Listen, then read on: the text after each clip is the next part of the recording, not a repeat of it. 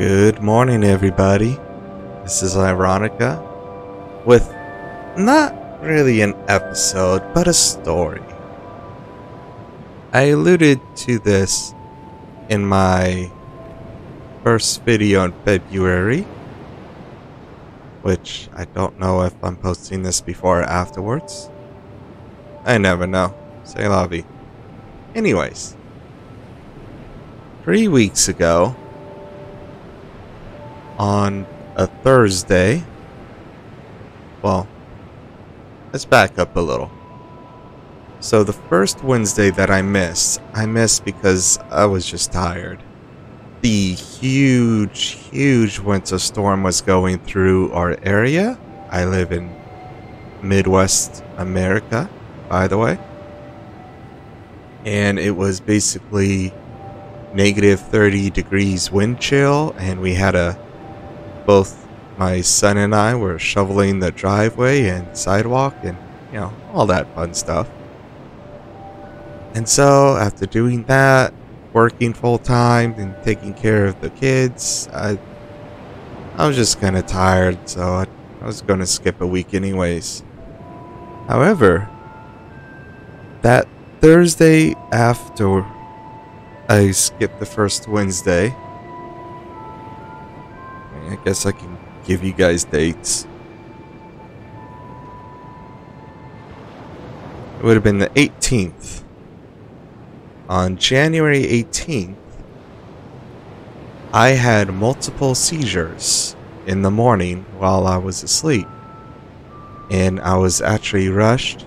I wasn't discovered until, I believe my son said around noon. I was laying on the floor having seizures. And he quickly jumped in, called 911, started CPR.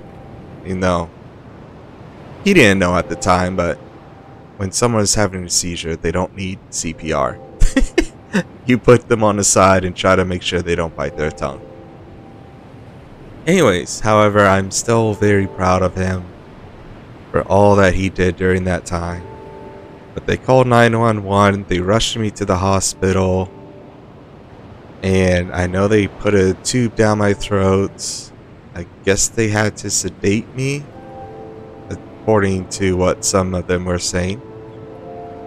And to my eyes, I went to sleep Wednesday night. It took me a while, but I do recall waking up a little bit early on Thursday. Tell me how many people have done this. The night before, they're thinking, you know what? I'm going to get up a half an hour early the next day to do something. Whether it is to take a long shower, to make an actual good breakfast, to do a little bit of cleaning beforehand, At night, you have the motivation to wake up a little bit early.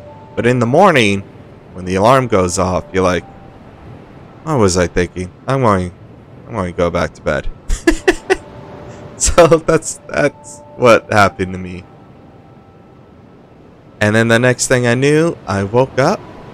I heard my pastor talking to me, actually. That was the first memory I had. And then I woke up later with a tube down my throat. It was quite interesting to wake up to that. And after they took it out and my consciousness became more aware, it was actually Friday night around 6 o'clock, I would guess. So yeah, I had over a day where I was just unconscious. And I was in the ICU from Thursday morning to Sunday night. And my parents flew in on Monday. And they were here with me, and due to my seizures, I can't really drive right now, legally, per the doctor's orders. So they were helping me with shopping and figuring out a lot of other things. But anyways, that is primarily why I have not been posting lately. I am still feeling weak from the epilepsy. I still get bouts where I just get tired and kind of dizzy after a while. I still feel it in some of the nerves. And my part of my right leg is still numb when I rub it. But I wanted to get back into this. So, that's it. I've had a history of epilepsy. As a kid, my parents said my first major seizure was 1.5. And I was also in the ICU or the NICU, whatever it's called for babies. I was struggling for my life at that time. And then I had seizures, they would say once or twice a year, till probably around puberty, and I just grew out of it. Like, okay. And then in 2017, in December, I think it was December, maybe November, I don't quite remember, one of them hit me again. And I had a seizure, but unlike this time, I actually do recall waking up as they were walking me down the stairs. But then my memory just went from me walking down the stairs to me waking up in the hospital. So I know it wasn't that bad. But they put me on some medicine. I took it for the allotted time. It says, well, no more seizures, so go ahead and take it off. And then this happened. Yay. So I'm hoping to get back to regularly posting. What's funny, if you want a little humor in it, is that after all the times one of my younger sons talked about Skibidi toilet, I even watched Matt Pat's video on it. And I like his theory. I'm not saying it's true. Most of his theories aren't true. That's just his perspective. But I like the story that he put, where the Skibidi toilets are like the new media, the new memes format and all that, while the cameramen and the stereos and all that are the old TV movies format, and it's like a battle between those two. So the night before, during Awareness, I just sit on the couch while the little kids are there, and decided, yeah, I'll watch it. So, I mean, if you want to have a little bit of fun, you can say Skibidi toilet sent me to the hospital. Anyways, I'm hoping to really get back to it. I thought I posted my defense for the frigid outskirts, but apparently I didn't. Because it hasn't posted.